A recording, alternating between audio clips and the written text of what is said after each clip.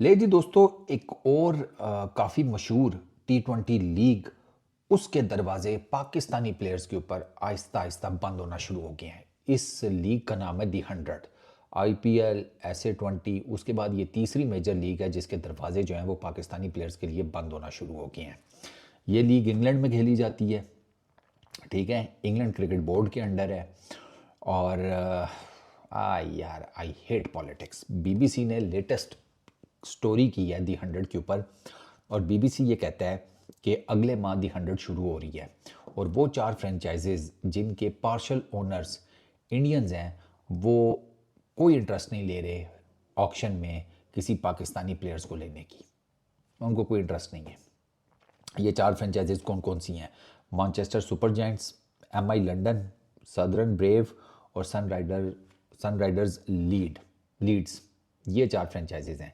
इनके ओनर वही, नाम से ही आपको पता चल गया कि IPL की जो मेजर फ्रेंचाइजीज हैं ये उनकी सिस्टर फ्रेंचाइजीज के तौर पर सामने आ गई हैं। जैसे SA20 के अंदर है, ठीक है, ILT20 में भी है।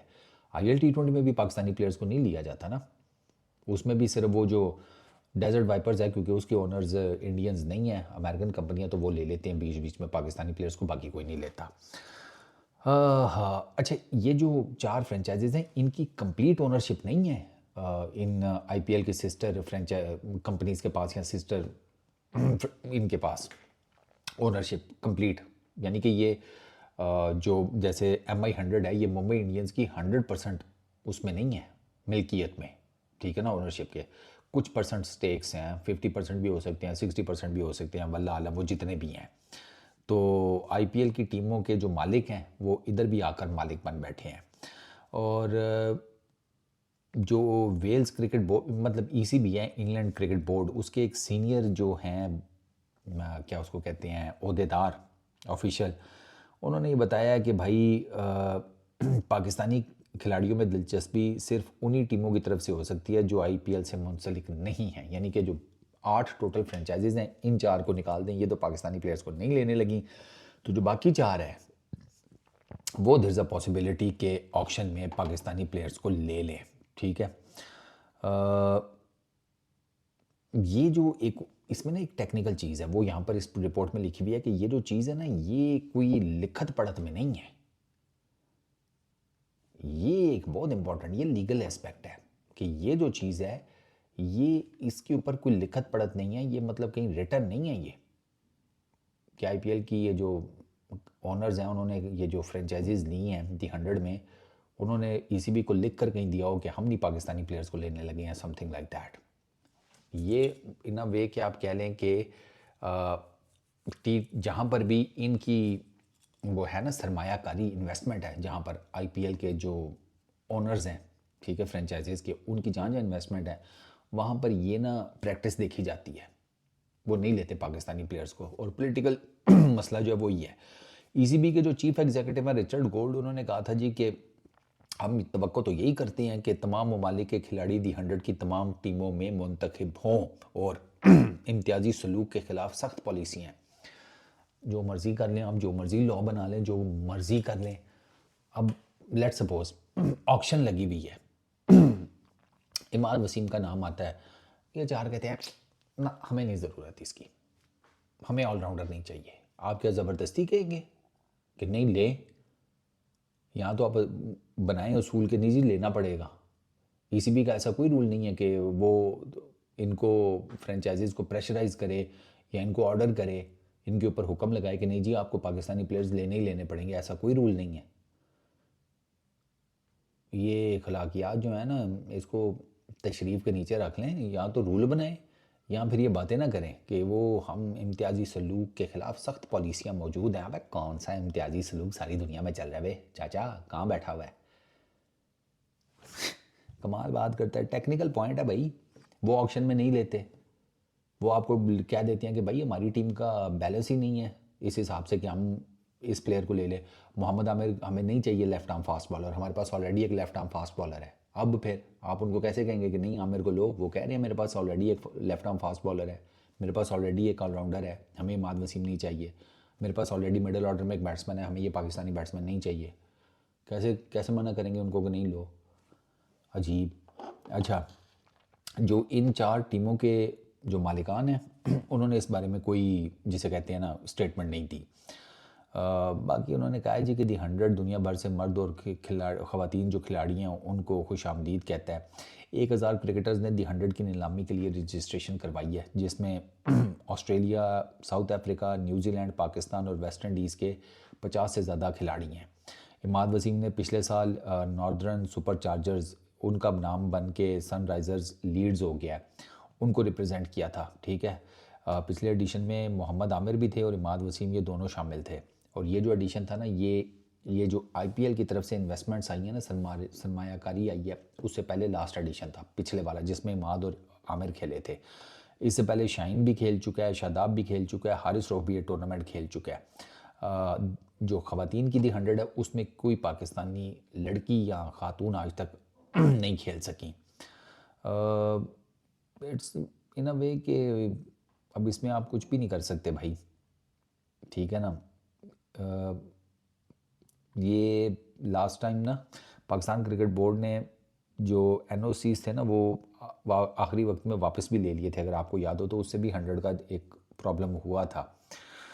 हाँ हाँ, लेकिन अब पीसीबी ने लचक तो दिखाई है, लेकिन अब कितनी लचक दिखाएं, अब कोई ले ही नहीं रहा, तो फिर लचक शचक तो गई ना सारी, जैसे कहते हैं चूल्हे में।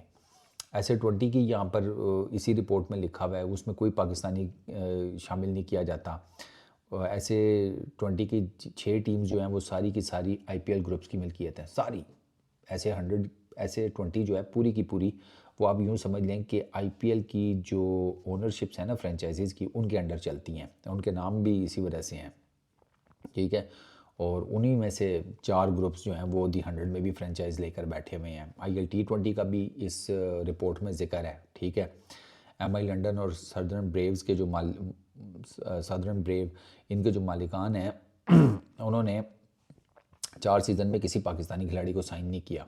ठीक है, जबकि 15 दीगर ममालिक के खिलाड़ी उन्होंने रखे थे, उन्होंने किसी पाकिस्तानी को शामिल नहीं किया था आईएल T20 में। इन दोनों एमआई लंदन और सदर्न ब्रेव, इनकी टीम्स ओनर्स ने, क्योंकि इन्हीं की टीम उधर भी है। ठीक है, तो आईएल T20 में नहीं रखा, ऐसे 20 में नहीं रखते, ये दी 100 में भी नहीं रखेंगे।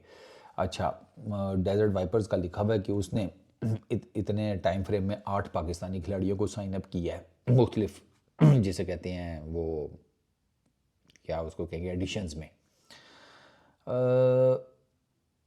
उसके अलावा अभी बाकी तो उन्होंने वही लिखा हुआ है कि इनके दरमियान पॉलिटिकल मसाइल हैं और ये है तो वो है। वर्ल्ड क्रिकेटर्स एसोसिएशन के जो चीफ एग्जीक्यूटिव हैं टॉम मोफ्ट, उनका कहना है जी कि हर खिलाड़ी को मुनसिफाना और बराबर मौका मिलना चाहिए। अगरचे टीम में आप इंडक्शन, आपकी भर्ती जो है उसमें आज़ादी है, लेकिन फ़ैसले इंसाफ और उस बराबरी के उसूल के मुताबिक होने चाहिए, नहीं होंगे।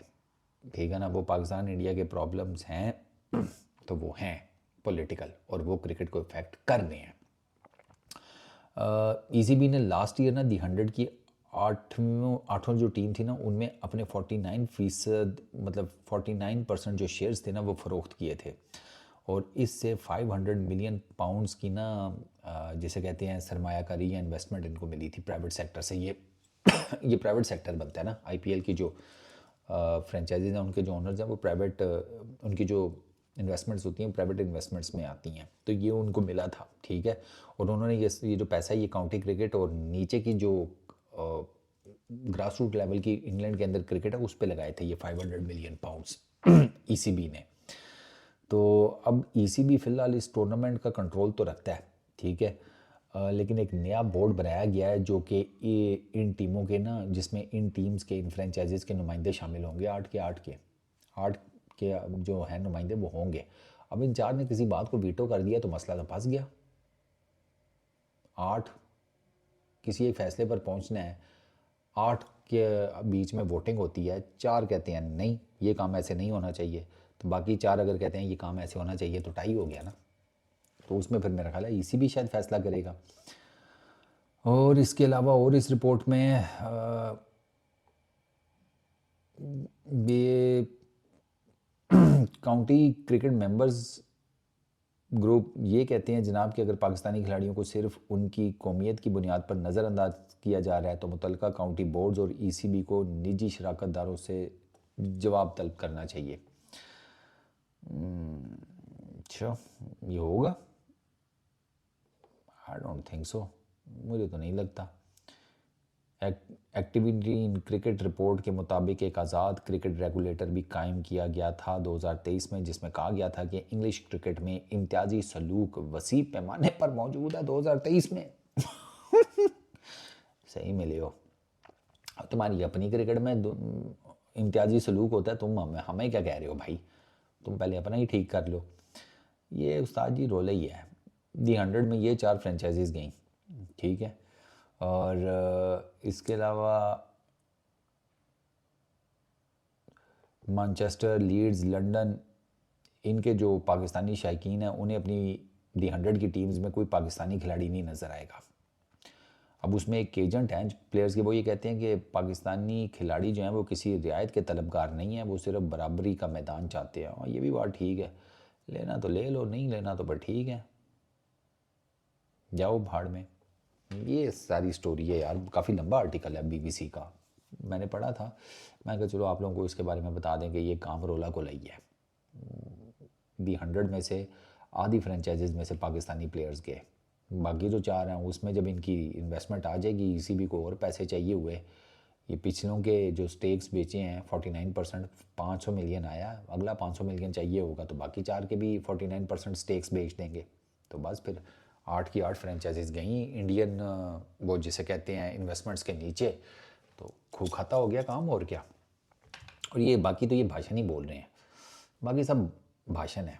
इम्तियाजी सलूक नहीं होना चाहिए, ये वो 2023 की रिपोर्ट है, ये तो 2026 का कांड हो रहा है ना। 2025 में वो उन्होंने, मेरा ख्याल है इन्वेस्टमेंट्स की बातें शुरू हुई थी 2025 के स्टार्ट में या समथिंग, ये आईपीएल की फ्रेंचाइजीज किया उनसे पिछले साल। तो तुम्हारी 2023 की रिपोर्ट में है कि तुम्हारी अपनी क्रिकेट में इम्तियाजी सलूक होता है। चाचा तुम हमें ठीक, तुम कह रहे हो कि तसल्ली रखो हो जाएगा, ना ना चाचा रहने दे, दवाई खा सो जा, खेलो अपनी 100।